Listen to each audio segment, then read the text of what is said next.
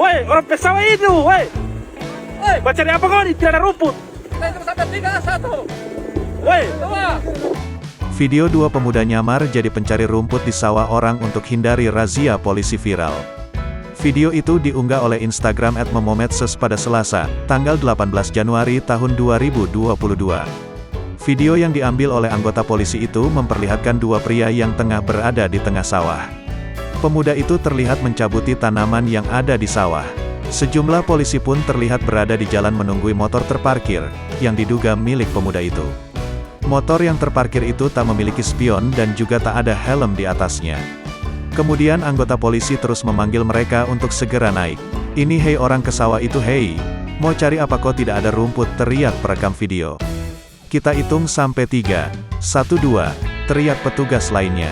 "Sini sini sini naik kemari." Namun pemuda itu masih asyik cari rumput di sawah. Unggahan ini pun mendapat banyak komentar lucu dari para netizen. Belum diketahui di mana video ini direkam.